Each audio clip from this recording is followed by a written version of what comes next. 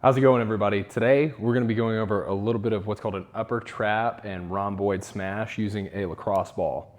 Why you might be a good candidate for this type of release is if you're having trouble getting into what's called overhead excursion. So a lot of our overhead athletes, but a lot of our competitive bench pressers too, we see a lot of restriction that happens right across the upper traps. Think of where most people carry their stress and tension. Not a great area to stretch, a really great area to mobilize with a lacrosse ball though. All you're gonna need is the ball and then some sort of surface to get your head a little off the ground, and depending on your build, maybe something underneath your hips to drive a little bit more force into the upper back. So you wanna place this ball approximately right at the top corner of the shoulder blade where it starts to articulate with the neck and upper back.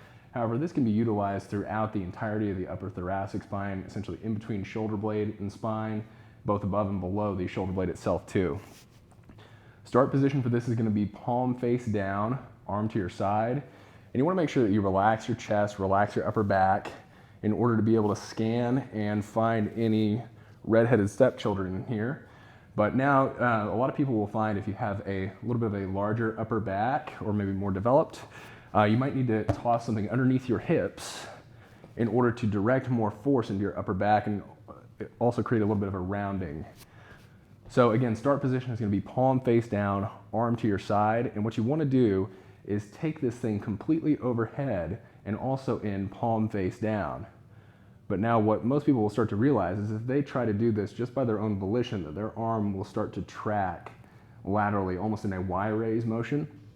So what you want to do is midway through, after you've got that spot pinned down, is use your opposite arm to grab a hold of your elbow and assist it in what's called external rotation, or think thumb out, and maintain that position throughout the entirety of the movement until you can get the arm fully overhead, palm face down, going nice and slow through this.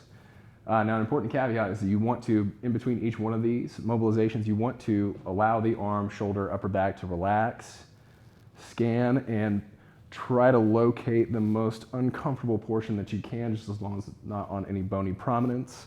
Again, starting palm face down, nice and slow. About midway through, grab a hold of that elbow, aid the external rotation mechanism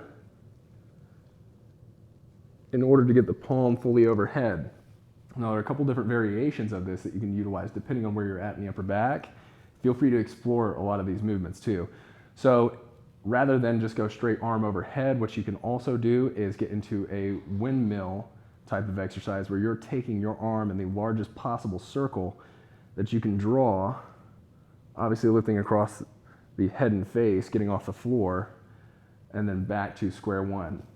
However, some people will find in their rhomboids, like lower than the shoulder blade itself, that they might have a lot of sticking points through here.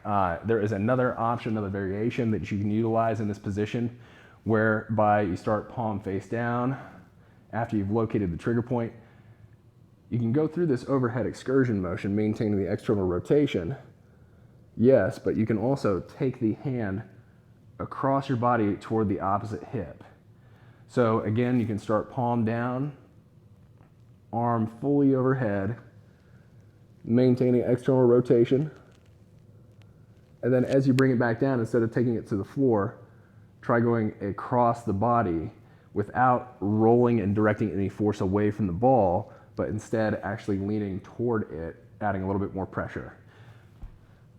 The best prescription on this is usually going for a time block, and depending on what you've got going on in your upper back, usually a couple minutes is more than enough to take care of everything, but just be sure that you reset, try to find the worst trigger points and restrictions that you can.